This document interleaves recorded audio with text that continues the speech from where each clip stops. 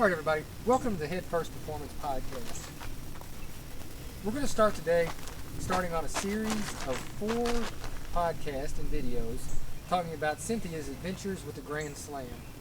For you guys that are unaware, the Grand Slam is 4 100-mile races through mountainous areas of the United States. The first, which she has just completed, was Western States in California. The next one will be Vermont in July. August, we'll see her going to Leadville, Colorado. And then September will be the last, and the finale will be Wasatch out in Utah. So I'm going to turn it over to Cynthia now and let her tell you about her adventures in Western States. Hi everybody, my name is Cynthia, like Todd said, and I just completed Western States. It is the whole reason I decided to do the Grand Slam. Many of you may be aware of Western States or may not, but my first experience with Western States was probably in '98. Todd had just finished Western States and I had just ran my first marathon. From there, I knew that some things about the race. So Todd and I, the next year, went out for the training run at Western States, and after completing that training run, I knew that it was a race that at some point in time in my life I really wanted to do. I came home from the training run, and just to give you a brief scenario, I went and did my first 100-mile race, because in order to do Western States, first you have to do a 100-mile race in the allotted time that you have, and then your name goes into a lottery. Well, back in the year 2001, it wasn't as hard to get into Western States, and Todd and I got into this race. Well, after we got into the race and went to California, I ran the first 30 miles and I gained 12 pounds, which I had started at 100 pounds and my weight went up to 112. They advised me then not to eat any salt, and as a result I became very hyponatremic and I ended up out of the race.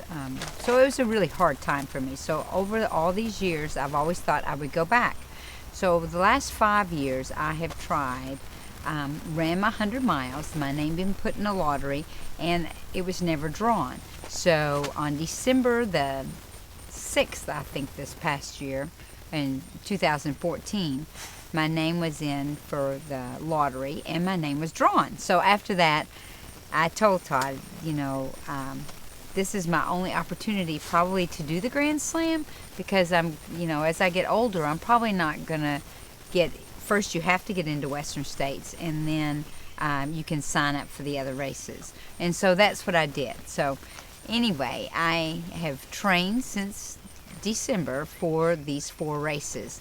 And the first one was last week starting in Squaw Valley, and the race goes from Squaw Valley, you run and you go to Auburn, California, and it is 100 miles. So ideally, if you know anything about 100-mile races, it would be really cool to get under 24 hours, and that was sort of what I wanted to do, but also knowing that I have 3 other hundreds to do, I had to let go of what the time frame would be. So not wearing a watch, I started on this journey and deciding that I'm just going to do what run to how I feel, because the major goal was obviously to finish the race and still feel good, because Vermont now is in 2 weeks. So I was a little bit nervous. My friend Susan went out with me, and we ran. The first part of the race is up the ski resort, and you go up to Immigrants Pass in Squaw Valley, and up this hill that is over 4 miles long. I found it to be very difficult. We went on Thursday and went up there, and I was very winded, and the whole time I thought, oh my gosh, I'm not going to be able to do this race. There is just no way. I feel like I can barely breathe. I'm carrying all this water. It is so heavy. There was just a lot to it, and I didn't think that I would be able to do the race. So anyway, once I got to the top of it on that Thursday and I crested over, I found that it was much easier for me to go down, and I started feeling better. At that point in time, the race becomes a single track and it's downhill. So anyway, with that in mind, I came up with a game plan. On race day, that morning, Susan and I got up, and it was around 4 o'clock. The race starts at 5. So I got up. I had everything laid out that I needed for that day, and I had a plan. My plan being that the race is actually at its highest altitude and climbing the mountains earlier in the beginning of the race. So for the first 62 miles, you're climbing up Immigrants Pass, which is over 4 miles up, and then you go down a single track trail, and then you'll climb Devil's Thumb, which is 1.8 miles, and it is almost straight up, and it's a very difficult climb. And then you have Michigan's Bluff, which is a longer climb than Devil's Thumb, but maybe not quite as steep.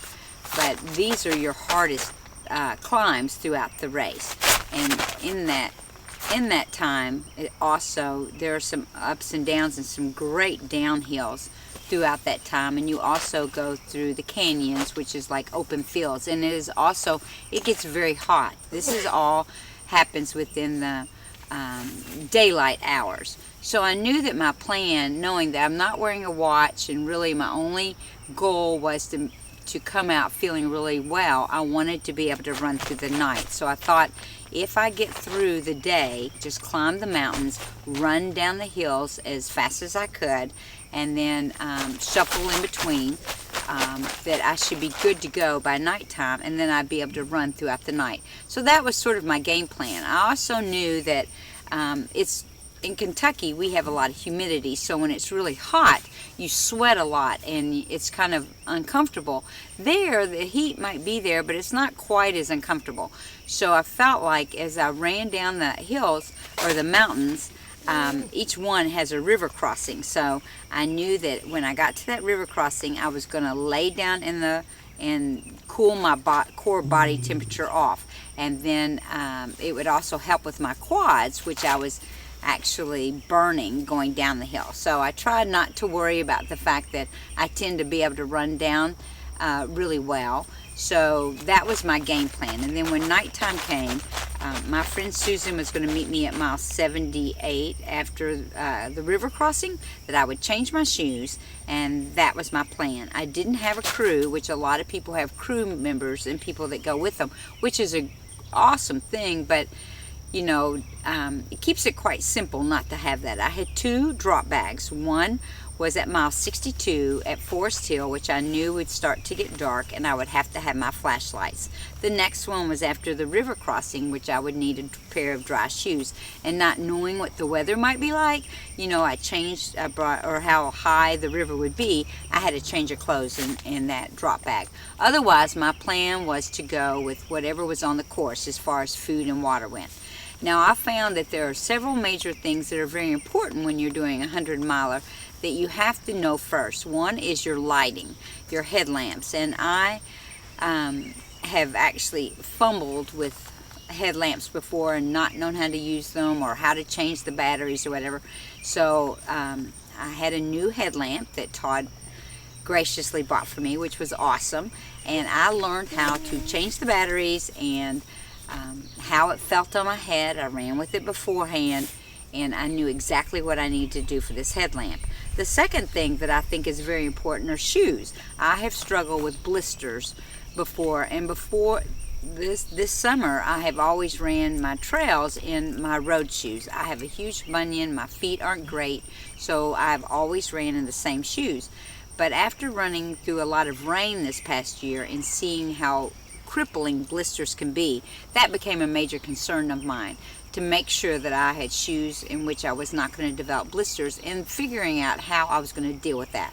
So I ended up finding that the Hokas that I ended up wearing have a wider toe box, and I could also wear the toe socks, which helped. So these were things that I found to be really good, but I had to practice in the Hokas because they're also wider around in diameter of the shoe. So I found when I'm on a technical trail or running on a single track, my feet didn't always land exactly where I anticipated them to. And early on I fell quite a bit because I had to get used to how my foot would land in these shoes. So that is the second thing I think is very important that you know how to do if you're doing 100 miler. The third thing is knowing how you're going to carry water. I have failed 1,000 times in this aspect. The belts around the back, sometimes the bottles can hit you in the back and you can end up with a sore place, or they don't land right on your hips, or they're heavy, or you're carrying water bottles, and each water bottle can be like 5 pounds, and it's almost impossible to do anything for me if I'm carrying something in every hand. And I tried the packs and with the water, and it was just so much, it seemed so heavy, and it took me quite a while. But that Thursday when Susan and I did a testing going up the hill, I realized that my pack was too big, and by my pack being too big, it caused the water to weigh down, and I was carrying the water more at my waist level than up on my chest, and it made it much heavier. Well, there was a place in Tahoe called Alpine Glow Sports, which is a really neat little store in there, and they had several packs, and I found a Solomon pack that was an extra small, or maybe a 2X small, but it fit perfectly, and it carried in the front of it. It was just a vest, and I had could carry 1.5 liters of water on either side, which was more than enough I needed in between aid stations, and it fit so well that it didn't feel so heavy. So I felt really good about that. So those were my major concerns of how I was going to deal with that. And then picking up stuff on the aid stations, I knew that whatever I ate along the way, I was going to eat what they had. I had decided not to use salt tablets. In the past, I have used salt tablets and found that they make me, well, one time after getting off of Ironman and riding the bike and taking all those salt tablets, I got sick. My stomach was so bloated, and as I threw up, it's disgusting, but I could count every one of those tablets. There were 21 of them whole, never digested. So I knew for me, the salt tablets weren't the way to go. So I was concerned what I was gonna do about this, but I decided that I would just eat what was on the course, and that salt I can gauge. I can tell if I need salt or don't need salt by the way that my ring fits on my finger. If my fingers start to get bloated or tight, the rings get tight, then I know that I probably need some salt. You can also tell by if you're sweating out salt or whatever, you can feel it. It's gritty and white on your skin. So to use those as my guides, that's what I decided to do. I decided that for caffeine, in the past I have tried Red Bull, which I tend to really like, but I know that sometimes that whatever's in it can make you feel a little nauseated, and I didn't really want to go that route. You know, a lot of people carry Tums or ginger or charcoal with them to help with nausea, but the ideal situation is not to get to that point. So I decided that they have little shots of Coke, and if I needed caffeine, that at night I would just drink the Coke in the cups. And so that was my plan, and that's what I did. So as the race began, I felt fine going up the first mountain, and I was really excited at that 4.7 miles, and then it crests down and you run on the single track, and mostly in the beginning I was just with a line of people. You know, there wasn't a whole lot of passing or whatever, because you're sort of just, I know for me, I was just holding back. Really, I'm just waiting till nightfall, and I'm gonna pick it up more and run, and I wanted to feel good the entire time. I met a lot of really interesting people along the way. One guy asked me if I saw the bear, and I said no. Where was he? Said he got a picture of it, and I thought, oh, thank goodness I didn't see the bear, but it was right behind me somewhere. And but I met one lady that talked about laying down, told me she had a coach, and that coach has told her that she should lay down every body of water. So I thought that was really good advice. And so I found myself then, for every downhill that I did, and I'd run as hard as I could, as soon as it came to a river crossing, I would just lay down that river crossing. I would let the water make my quads feel better, and then I would climb up to the next one.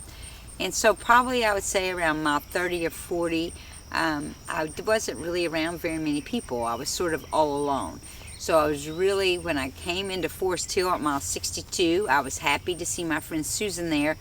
And I was really hoping she would want to run at that point, because I thought I could use some conversation. You know, I love to run alone, and it doesn't bother me. I don't really listen to music.